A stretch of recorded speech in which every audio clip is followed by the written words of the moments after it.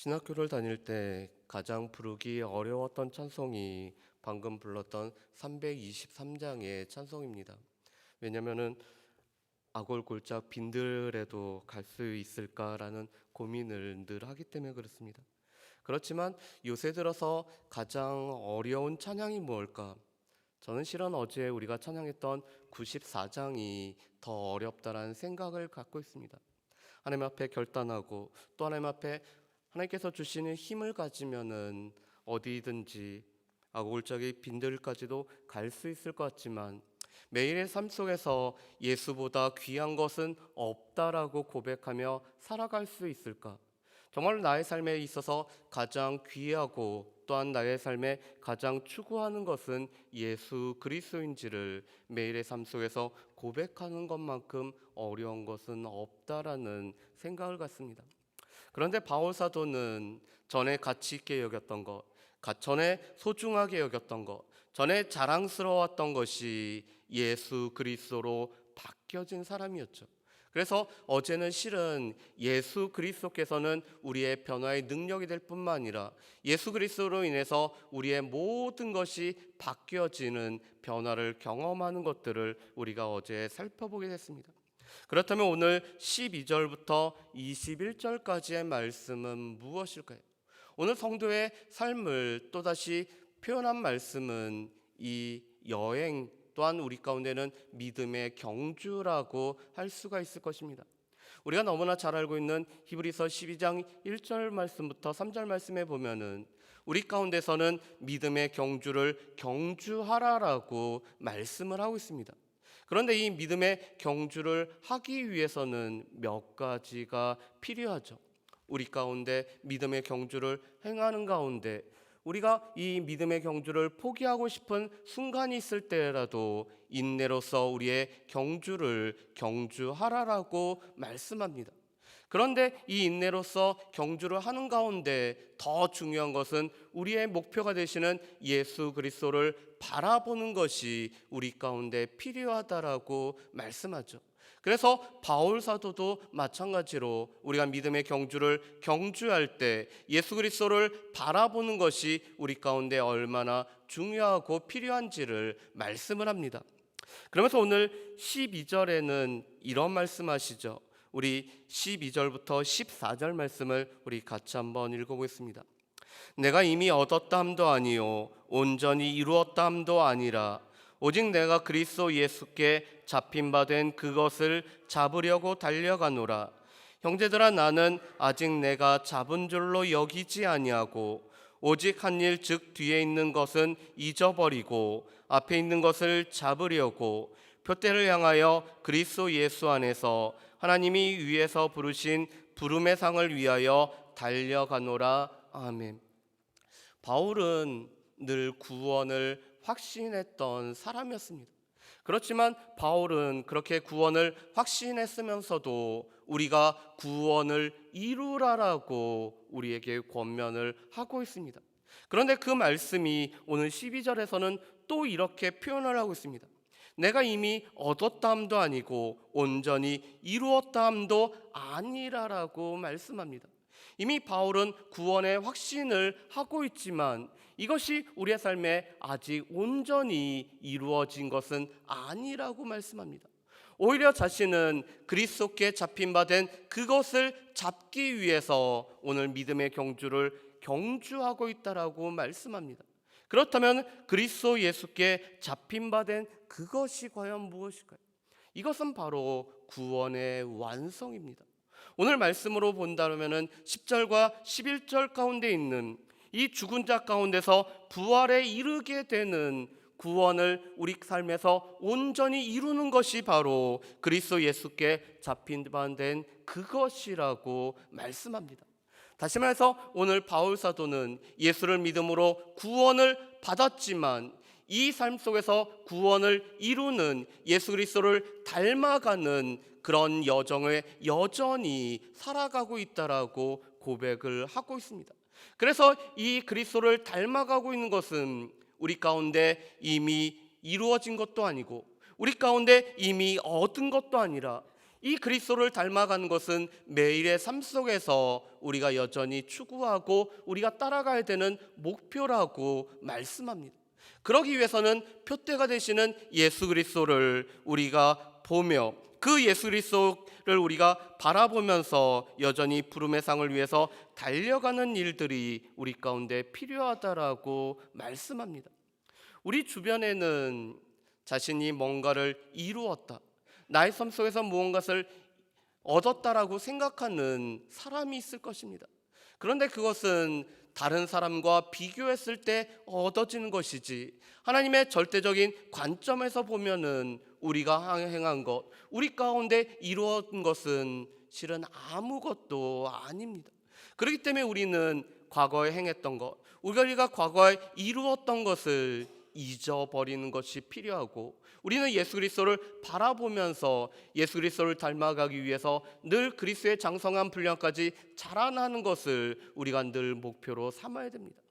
어제 담임 목사님 말씀 중에서 우리의 신앙인의 삶은 자기를 비우는 삶이라고 말씀하셨죠. 자기를 내려놓는 삶이라고 말씀하셨습니다. 그런데 그것을 잘 보여주는 말씀이 바로 이 13절 말씀입니다. 내가 잡은 줄로 여기지도 아니하고 오직 한 일은 뒤에 있는 것은 잊어버리고, 내가 그리스도 안에서 행했던 모든 것들을 잊어버리고 비우고 오직 그리스도를 바라보면서 나아가는 것들이 우리 가운데 필요하다라고 말씀합니다. 왜냐하면 오늘 바울 사도는 자신들이 뭔가를 이루었던 사람에게 이렇게 표현하기 때문에 그렇습니다. 우리 15절과 16절 말씀을 한번 보실까요? 15절과 16절 말씀 제가 읽어보겠습니다. 그러므로 누구든지 우리 온전히 이룬 자들은 이렇게 생각할지니, 만일 어떤 일에 너희가 달리 생각하면 하나님이 이것도 너희에게 나타내시리라. 오직 우리가 어디까지 이르렀던지 그대로 행할 것이라. 아멘. 여기 15절에 온전히 이룬 자들은 믿음이 성숙한 자들입니다.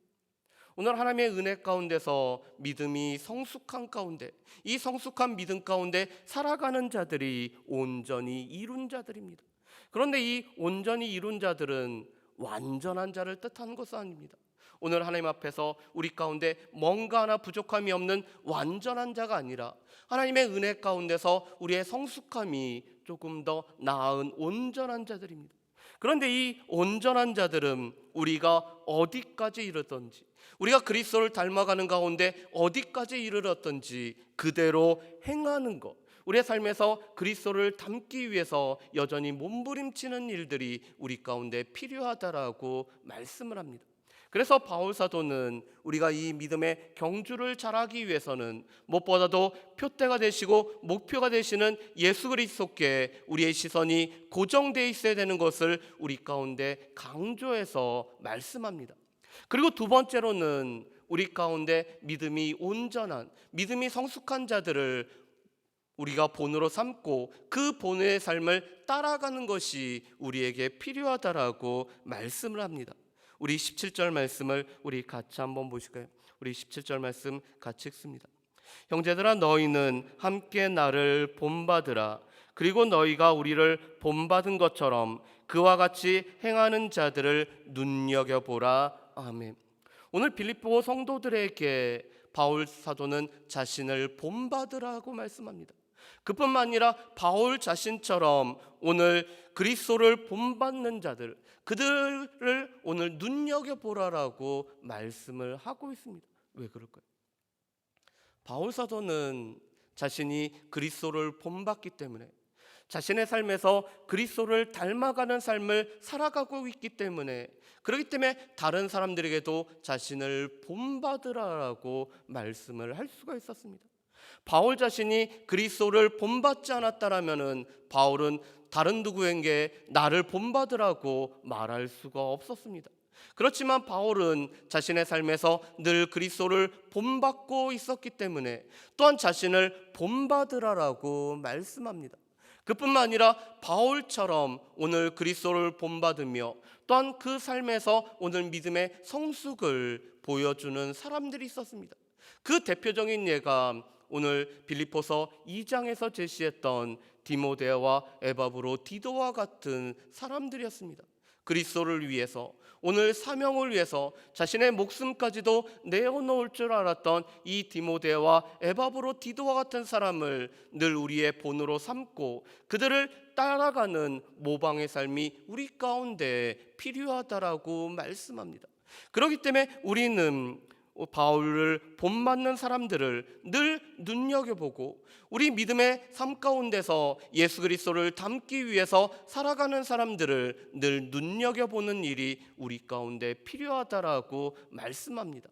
그렇지만 우리 주변에는 또 잘못된 사람들이 있습니다. 그들은 오늘 표현으로 보면은 십자가의 원수로 행하는 자들이 있습니다. 우리 말씀을 한번 보실까요? 우리 18절과 19절 말씀입니다. 우리 18절과 19절 말씀 우리 같이 한번 읽어보실까요? 내가 여러 번 너희에게 말하였거니와 이제도 눈물을 흘리며 말하노니 여러 사람들이 그리스도의 십자가의 원수로 행하느니라. 그들의 마침은 멸망이요 그들의 신은 배요 그 영광은 그들의 부끄러움에 있고 땅의 일을 생각하는 자라. 아멘. 오늘 말씀해 보면은 우리 주변에서 우리의 믿음을 흔드는 또 다른 사람들은 바로 이 십자가의 원수로 행하는 사람들이었습니다. 바울은 이미 빌립보서 3장에서 우리가 주의하고 삼가야 될 사람들을 말씀합니다. 그들은 다른 누구가 아니라 오늘 예수 그리스도 외에 뭔가를 덧붙이려고 했던, 율법을 지키고 할례를 지켜야 된다라고 했던 이 거짓된 유대 율법주의자들을 우리가 주의하고 조심해야 된다라고 말씀합니다. 그런데 또 한 부류가 있습니다. 이들은 자신들의 삶에서 이미 구원을 얻었기 때문에 구원받은 우리는 율법과는 상관없이 마음대로 살아도 된다라는 이 도덕 폐기론자들이 또 한 부류의 사람들이었습니다. 그들의 목표는 이 땅 가운데 쾌락을 누리는 삶, 자신들의 쾌락을 위해서는 무엇이든지 해도 좋다라는 사람들이었습니다. 그렇지만 그들은 결국에는 십자가의 원수의 삶을 살아갑니다. 그들의 가장 커다란 신은 자신들의 배, 오늘 탐욕을 채우고 자신의 쾌락을 채우고 자신 가운데 즐거움을 목표로 삼는 사람들이 바로 이 십자가의 원수들이었습니다.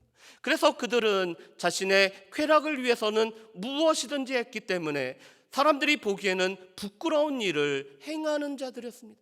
그런데 그들의 결국은 멸망 가운데 빠질 수밖에 없는 사람들이 바로 이 십자가의 원수들, 오늘 구원받은 우리들은 마음대로 살아도 된다라고 했던 그런 사람들이었습니다. 그렇지만 오늘 바울 사도는 우리가 이 그리스도의 믿음의 경주를 하는 사람들은 오늘 표대가 되신 예수 그리스도를 닮아가는 삶이 우리의 삶이고, 또한 우리 가운데 그리스도를 본받는 사람들을 본받는 것이 우리의 삶이라면은 우리의 정체성이 무엇인지를 분명히 아는 자들이 믿음의 경주자라고 말씀합니다. 다름 아닌 하늘의 시민권자임을 기억하며 살아가는 것이 우리의 모습이라고 말씀합니다. 우리 20절과 21절 말씀 우리 같이 읽어보겠습니다. 그러나 우리의 시민권은 하늘에 있는지라 거기로부터 구원하는 자 곧 주 예수 그리스도를 기다리노니 그는 만물을 자기에게 복종하게 하실 수 있는 자의 역사로 우리의 낮은 몸을 자기의 영광의 몸의 형체와 같이 변하게 하시리라. 아멘. 우리의 시민권은 하늘에 있습니다. 실은 이 빌립보 교회 성도들은 로마의 시민권자들이었습니다. 그렇기 때문에 이 시민권이 무엇을 뜻하는지를 너무나 잘 알고 있는 사람들입니다. 그런데 빌립보 교회 성도들의 시민권은 이 땅에서 주어지는 시민권이 아니라 하늘의 시민권, 다시 말해서 하늘에 주어지는 모든 권한과 모든 능력을 힘입어 살아가는 것이 우리라고 말씀합니다. 그런데 하늘의 시민권자인 믿음의 경주자의 삶은 어떤 삶일까요? 그리스도 예수를 기다리는 삶이라고 말씀합니다.